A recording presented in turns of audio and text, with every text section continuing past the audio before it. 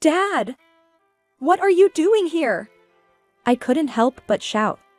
Because there was Dad, in the yard under the blazing sun. He was lying in an old tent that had become worn, just like the ones I saw in my childhood. Don't worry about it. It's the usual thing. Dad's weak reply made me speechless. Since he had injured his leg, he has been living with my brother and his wife. My brother always said Dad was doing fine whenever I called, and his wife always chuckled, saying she was supporting him properly. I was told that the reason I couldn't get in touch with Dad himself was because he was not good with texts and he had made new friends at the hospital, leading a fulfilling life. Seeing Dad lying there listlessly, I keenly felt that my brother and his wife's words were a lie. Dad slowly raised his hand to me and pointed in a certain direction. And there was. I am single, and my parents' house is in the city, but I moved away from home to live alone in the countryside to fulfill my dream of working at a resort hotel. My parents living at home had a traffic accident 2 years ago, and only Mom passed away. Dad injured his leg in that accident. Not only that, but he also got deeply depressed after losing Mom. Dad and Mom were always together and were known as a loving couple in the neighborhood. Dad was quite an indoor person, but he used to travel regularly for Mom, who loved traveling. On the way back from one of these trips, my parents had an accident, and only Dad survived. Why did I survive instead of her? He was filled with deep remorse every day. The injury made Dad, who preferred staying indoors, spend even more time at home. Since I was working, there was only so much time I could spend for home care. Seeing Dad so down made me feel terrible, but fortunately, I have a brother who is 7 years older than me. My brother Anthony and his wife Mia, living close to our parents' home, occasionally checked in on us. Dad's gotten a lot weaker, hasn't he? When I said that. They were a loving couple, after all. It's understandable. We live nearby, so Emma, don't worry and focus on your work. Anthony replied. Thank you. When I thanked him. Recently, I've been directly hit by the recession, and my income has decreased significantly. I need to start saving soon. How about you, Emma? He said with a sigh. I'm actually doing pretty well, thanks to tourists coming back from abroad. I have been really busy lately, unlike my brother. The overtime pay compensated for it, so I haven't been struggling financially. In fact, I've had a raise and I think I'm earning more than most of my peers. However, not having private time has been tough. It was the first time my brother had lamented about his financial situation. According to him, they've had to cut back on food expenses and are barely making it through each day. He hasn't bought clothes in over a year, and of course, they haven't been on any trips either. He said they wanted children, but the two of them were barely managing as is, so having children was out of the question. I was worried they must be really struggling, then Anthony mentioned during a conversation at his house. Dad's leg has gotten much worse, and he needs some support. We're thinking about living together so we can take care of him. Followed by Mia. We were talking about how it would save us money and we could take care of Dad at the same time. I appreciate it. Let me know if there's anything I can do to help. I thanked them on the spot. Thank you, Emma. Good luck with your work. Mia also seemed happy. Thus, to save money and take care of Dad, my brother and his wife decided to live with Dad. The relationship between Dad and my brother wasn't that great to begin with. My brother used to come home in the morning and was often scolded by Dad back when he was a student. Gradually, they stopped talking much, and after graduating from college, Anthony hardly ever came home. I had hardly seen Dad and Anthony talking since he became an adult. So, it was surprising that Anthony was being positive about living with Dad. It was easy to imagine they were really struggling financially. The appeal of saving on rent and living expenses was totally understandable, especially for someone living alone like me. However, I honestly felt anxious about whether they would truly take proper care of him. Since I couldn't go back home often due to work, I regularly called Anthony instead. Hey, Anthony, how's Dad doing? He's started to smile a bit more these days. Isn't caregiving tough? I'm sorry to leave it all to you. It's been 3 months now and I think we've gotten quite used to us living together. Initially, I felt anxious, but it seemed that my brother and his wife were dedicated to support Dad, so I could focus on my work with peace of mind. Several years have passed, and after the summer vacation ended, I decided to visit my hometown for the first time in a while. I called Anthony to avoid surprising them with my sudden return. "Hey, Anthony! It's been a while." "Oh, it has been. How are you? Think you'll be able to come home this year?" I was relieved to hear his cheerful voice. "Yeah, the busy period has finally calmed down, so I'm thinking of coming home for 2 or 3 days." "That's good to hear. Be careful on your way back." "Thanks, please let Dad and Mia know too." I tried to call Dad as well, but couldn't get through, so I informed Anthony and then went home for the first time in years. It was the first time I hadn't been back home for so many years. Since Mom passed away, I was worried about Dad and tried to visit home as much as possible during my holidays. But I felt reassured because Anthony and Mia were living with him and I had been too busy to visit for several years. The family home in the city felt hotter than where I live. I finally arrived at the family home, sweating and wondering for how long the intense heat would continue. Then, I saw an old tent in the front yard that I didn't recognize. Was there such a tent? Wondering what it was, I approached the tent and felt someone's presence, so I hurried into the family home. "I'm back." "Welcome back, Emma. You look pale, what happened?" Mia looked surprised to see my pale face. "I think there's someone in the tent." I hastily reported about the tent to Mia, who welcomed me back. Then, she gave an unexpected reply. That's Dad." My brother's wife answered calmly. "What? Dad is in the tent on such a hot day?" I rushed to check inside the tent. Inside, Dad was lying down as if he had collapsed. "Mia! I'm calling an ambulance. Dad is fatigued," I said, and then, "No need to call an ambulance," Mia shouted at me.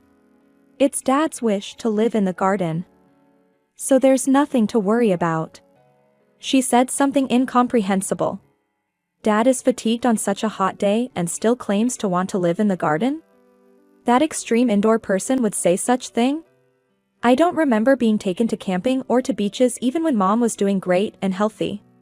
Dad used to say the best place to stay in summer is in chilled room and the heated room in winter.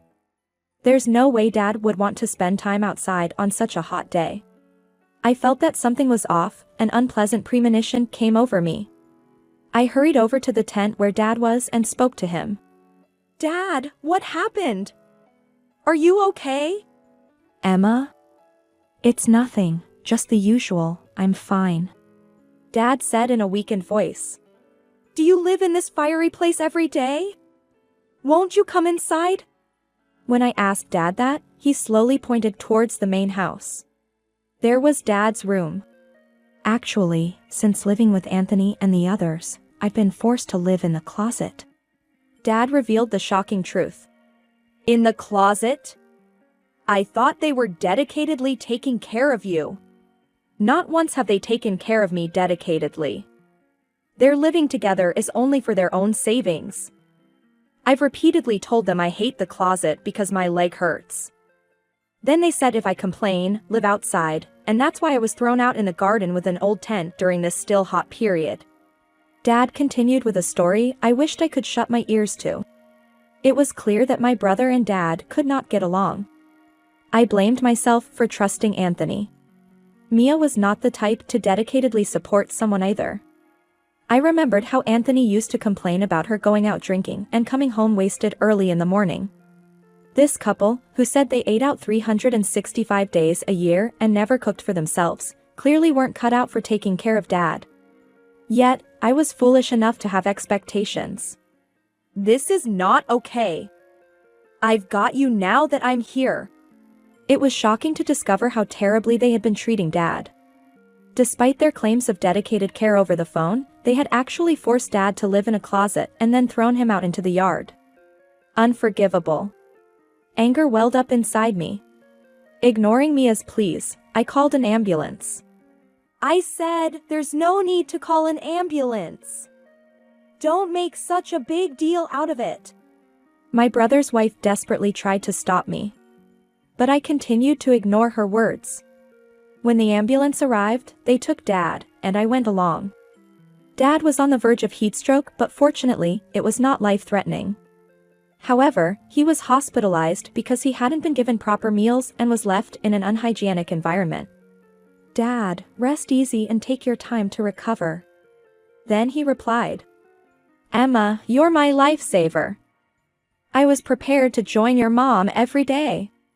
He looked relieved. What are you talking about? We need you to live much longer.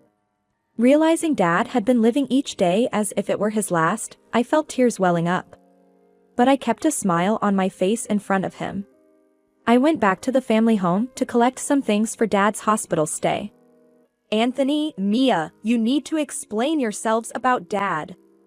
I confronted my brother and his wife with my anger about how Dad had been treated. We were just acting cold, hoping Dad would leave on his own. Mia confessed nonchalantly. Yeah, surprisingly, he was stubborn and wouldn't leave. Anthony said it as if it was nothing. They seemed to be aware that they had been cruel to Dad. They laughed while talking about their attempts to drive him out. Do you even hear what you're saying? It's good that he's alive, but if something had happened to Dad, you'd both be criminals. You're over-exaggerating. We did feed him, and checked if he was alive once a day. He spoke as if they were dealing with an animal. He's being hospitalized because he wasn't fed properly. What do you think Dad is? It's absurd to kick him out of his own house. My brother and his wife showed no sign of remorse and began making excuses. We didn't want to live here out of choice. We moved in because we were struggling financially, but caregiving turned out to be harder than expected. Then Mia added, That's why we tried to put him in a facility. But Dad really hates the idea of leaving this house filled with memories of his wife. He even tried to kick us out. They appealed to me, victimizing themselves. Struggling with the caregiving, they attempted to make Dad leave, but instead, they were the ones nearly driven out and tried to make him want to leave on his own. Having free rent is a big deal for poor people, so we couldn't just let him kick us out. Anthony said. I never thought my brother would stoop so low as to deliberately worsen Dad's care and quality of life just to monopolize the house. Although Dad and my brother weren't that close, I believed, as an adult in his mid-30s, he would manage well with Dad. It was frightening that they could come up with such a vile strategy. Moreover, my brother confessed that by locking Dad in the closet or throwing him out into the yard when I was visiting, they were trying to make Dad choose to live with me instead. Living in the countryside is better for his health anyway. So, we were fully planning to send him to live with you. My brother said, and then. Wasn't he surprisingly stubborn? We thought he'd run away before you arrived, but he endured. Mia laughed as if they were sharing tales of past hardships. Now that you are back, Dad will probably say he wants to live with you. Anthony laughed saying this. Then, he said something outrageous. Now that Dad's been sent to the hospital, this house is ours, so pack your things and leave. I was so appalled by his audacity that I was at a loss for words. To think he could say such a thing while living in someone else's house. I gathered Dad's belongings and went back to the hospital. Dad, I heard about what happened from my brother. It must have been tough. When I spoke to Dad, trying to drive them out of the house backfired on me. That house is a treasure filled with memories of Mom. I couldn't just hand it over to such people. Dad's love for Mom kept him going still, which felt reassuring. Don't worry about the house, we'll figure something out. The hospital stay might continue for a bit, but would you like to live with me after you're discharged? When I suggested this. Thank you. If you are okay with it, I'd be happy to live together. Dad seemed pleased. After getting Dad's consent to live together, I went back to my place. 2 months later, I received a barrage of calls from Anthony. There are a bunch of unknown men in the house. What's going on? Although Anthony was furiously demanding answers, I simply handed the phone to someone else without replying. The person who took over the phone was our maternal grandfather. Hey, Anthony. I've heard the story from Emma. You've done something terrible to my dear son-in-law. When grandfather spoke, Grandpa! Anthony sounded shocked. Our family home was actually built by our grandfather as a wedding gift for Mom when she was young.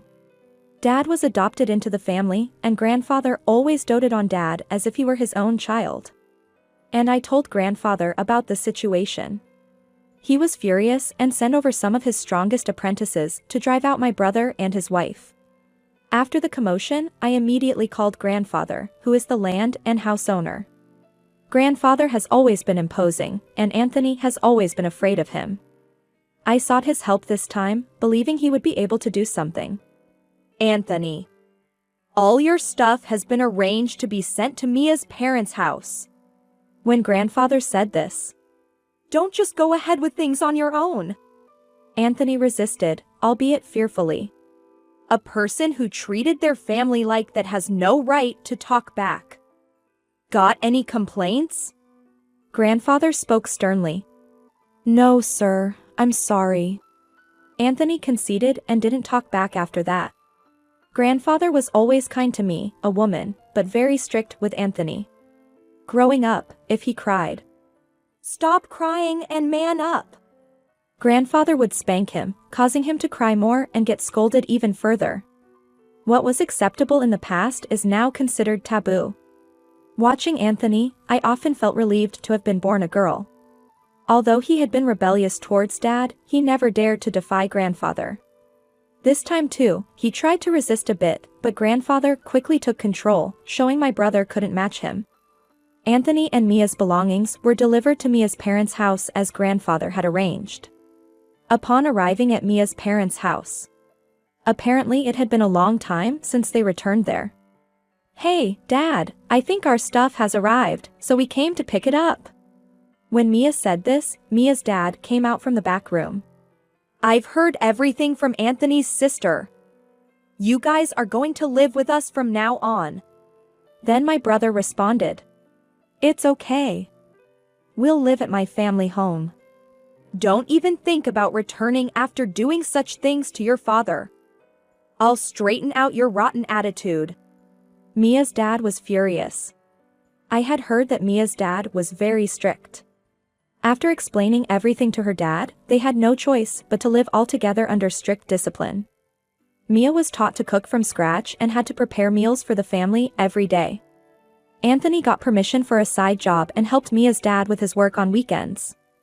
After being discharged, Dad was told by grandfather that the house needed repairs due to damage. Determined to fix the house filled with memories of Mom, Dad committed himself to rehabilitation and recovered impressively. You did great with the rehab. The doctors were even surprised by your quick recovery. When I said that, Dad replied, Of course. It's the house filled with memories of your mom, so I need to put my all into fixing it. He spoke with a brightness in his voice, like in the old days. It seems love for Mom helped Dad recover. With grandfather's instructions and the help of his apprentices, we gradually repaired the house. While repairing the house, Dad seemed to regain the sparkle he had when Mom was alive.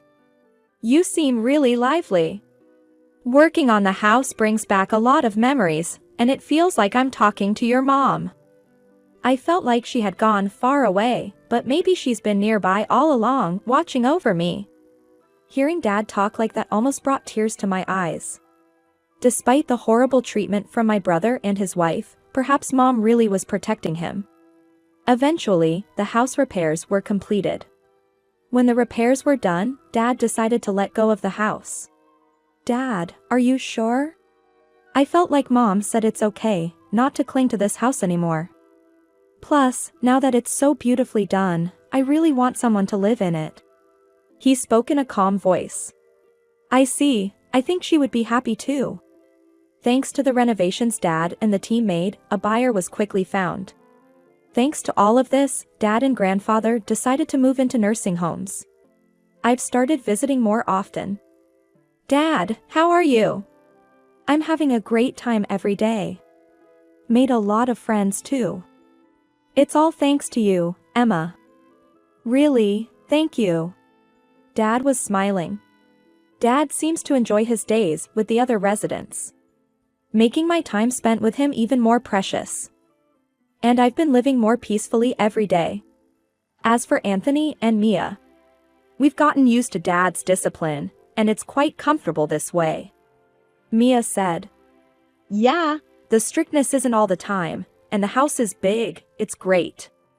Anthony seemed to be enjoying their lifestyle too. Being freed from caregiving, it's actually lucky for us. Mia was happy. Thanks to this, we're living a good life despite the low income. I feel so grateful. My brother and his wife had adapted to living at Mia's parents' house and were happy to be freed from caregiving, showing no signs of remorse. Then, Mia's dad, furious at their lack of repentance, kicked them out. There's no sign of remorse from you, so you might as well leave. Mia's dad said quietly but angrily. Dad, wait! Pack your things and leave immediately. He expelled them without allowing any discussion. They were accustomed to living at home without saving money. They found themselves without a home and at a loss. Until they could afford the initial costs for a new place, they lived in an old tent in the park during winter. It's freezing! It's because your income is so low that we have to live like this. Mia blamed Anthony. The tent is from home, but I bought you a new sleeping bag, so stop complaining. I've been working 7 days a week without rest. Anthony retorted irritably. With the money from his side job already spent, they had nothing left. How about we contact Emma and ask if we can live with her in the countryside? To this carefree suggestion, I'll try contacting her. Anthony immediately agreed. Soon after, Anthony called to tell me they were kicked out of Mia's parents' house and were now sleeping in a park in the cold. My brother, who once mocked my countryside living, was now begging to live with me. I was unable to bring myself to help someone who treated their own dad so terribly, so of course, I refused. I've decided to block all future communications to avoid any hassle. I can only hope they learn that what goes around comes around.